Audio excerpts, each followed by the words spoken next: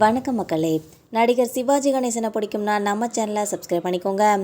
அடிக்க துரத்திய நடிகர் சிவாஜி கணேசன், அணைக்க வைத்த கவிஞர் கண்ணதாசன், பாசமலர் பாடல்களோட மேஜிக்கை பற்றி இந்த வீடியோவில் பார்க்கலாம் வாங்க.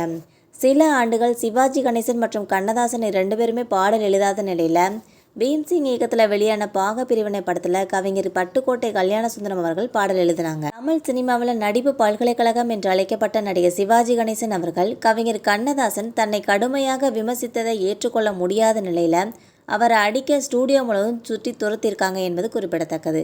இதுக்கப்புறமா சில ஆண்டுகள் 2 பேருமே இணையாத நிலையில் அடுத்து பாக பிரிவினை படத்தில் 2 பேருமே இணைஞ்சிருக்காங்க என்பது குறிப்பிடத்தக்கது. இதுக்கப்புறம் என்ன நடந்ததுன்னா, கிளாசிக் தமிழ் சினிமாவில் தன்னோட பாடல்கள் மூலம் பலரையும் கவர்ந்த கவியரசு கண்ணதாசன் அவர்கள் சர்ச்சைக்கும் பஞ்சம் இல்லாதவர்னாலும் தன்னோட மனசில் பட்டதை எப்போதுமே வெளிப்படையாக பேசுகிற ஒரு நபர்.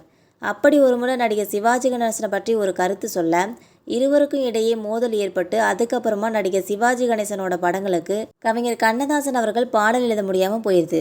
இதுக்கு முக்கிய காரணம், திராவிட முன்னேற்ற கழகத்தில் இருந்த நடிகர் சிவாஜி கணேசன் திருப்பதி கோயிலுக்கு சென்றது கட்சியில் பெரும் சலசலப்பை ஏற்படுத்திய நிலையில் கவிஞர் கண்ணதாசன் இது குறித்து தன்னோட பத்திரிகையில் தென்னாலிராமன் படத்தில் உடல் முழுவதும் மண்ணில் புதைந்து தலை மட்டும் வெளியில் தெரிகிற காட்சியின் போட்டோவை வைத்து இனி கட்சியில் சிவாஜியின் நிலை இதுதான் என்று எழுதியிருந்திருக்காங்க.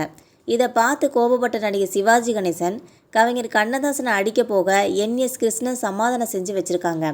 இதுக்கப்புறமா சில ஆண்டுகள் 2 பேருமே பாடல் எழுதாத நிலையில் பீம்சிங் இயக்கத்தில் வெளியான பாக பிரிவினை படத்தில் கவிஞர் பட்டுக்கோட்டை கல்யாணசுந்தரம் பாடல்கள் எழுதியிருக்காங்க.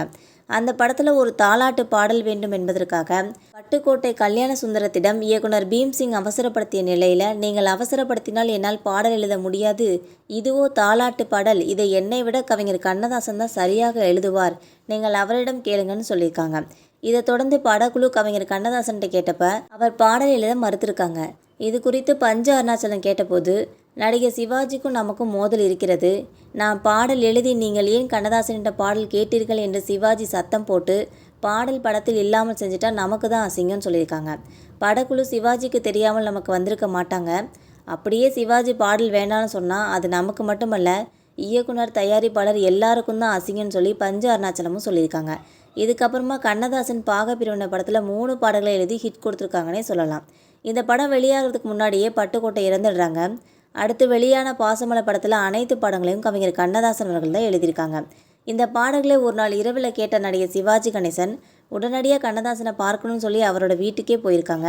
உடனே நடிகர் சிவாஜி கணேசன் கவிஞர் கண்ணதாசனை பார்த்து, நீ சரஸ்வதிடா, உன்னை புகழ்ந்து பேசாமல் நான் தெரியாமல் அப்படி செஞ்சிட்டேன்னு சொல்லியிருக்காங்க. கவிஞர் கண்ணதாசனும் மன்னிப்பு கேட்டிருக்காங்க. இதுக்கப்புறமா சிவாஜி அதை விட்டுட்டுடா, இனிமேல் என் படத்துக்கு நீ தான் பாட்டு எழுதணும் அப்படின்னு சொல்லியிருக்காங்க. சிவாஜி கணேசன் மற்றும் கவிஞர் கண்ணதாசனோட நட்பு உங்களுக்கு பிடிச்சிருந்தா மறக்காமல் நம்ம சேனலை சப்ஸ்கிரைப் பண்ணி பெல் ஐகானை கிளிக் பண்ணி வச்சுக்கோங்க. அப்போ தான் நம்ம போகிற டெய்லி வீடியோஸ் உடனுக்குடன் வந்து சேரும். தேங்க்யூ.